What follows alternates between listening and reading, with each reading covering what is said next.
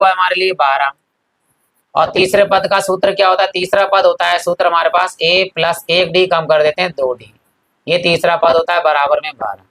इसमें से a का मान निकाल लीजिए 12, 2d प्लस का इधर आके क्या हो जाएगा माइनस का, तो ये बराबर हो गए 12 माइनस 2d। ये समीकरण नंबर हमारे पास हो गई 1। आगे क्या कह रहा है? और अंतिम पद जो है 106 है, 106 अंतिम पद है। ठीक, अंतिम पद मतलब l, अंतिम पद l का जो मान दिया है वो दिया है हमारे पास 106। अंतिम पद का सूत्र वही होता है जो nवां पद होता है, a plus n minus 1 into D. ये अंतिम पद का सूत्र होता है, बराबर में दिया 106। 106। अब a का मान हमारे पास है, ये लगाइए a का मान कितना दिया हुआ है 12 माइनस 2d प्लस के n का मान हमारे पास कितना है, पदों की संख्या है 50, तो n का मान लगाएंगे 50 माइनस 1 और d का मान इससे हमें ज्ञात हो जाएगा बराबर में 106।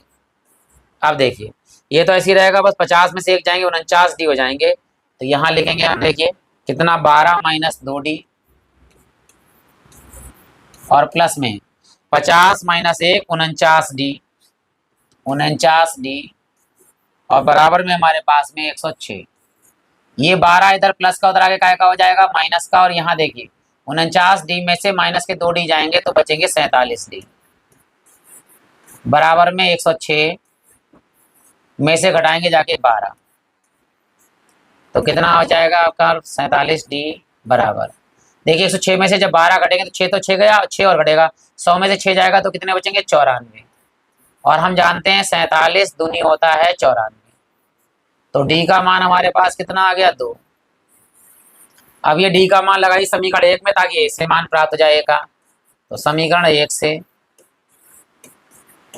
क्या दिया है, a बराबर 12 माइनस 2d, a बराबर 12 और माइनस 2 गुणे में d का मान कितना है 2, a बराबर 12 माइनस 2 दूनी 4, तो 12 में से 4 गया तो कितना बचेगा 8।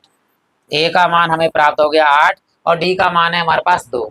अब क्या करवा रहा है कि 29वां पद ज्ञात कीजिए अकॉर्डिंग टू क्वेश्चन, यानी प्रश्नानुसार हमें जो ज्ञात करना है वो ज्ञात करना है 29वां पद। तो यहाँ लिखेंगे 29वां पद, जिसे लिखते हैं a29 बराबर में आएगा a प्लस 1d कम कर देंगे, 29 है तो यहाँ लिखेंगे 28d, मान लगा देंगे। देखिए a का मान हमारे पास कितना है, a का मान हमारे पास आया है 8 प्लस 28 गुणे में d का मान कितना है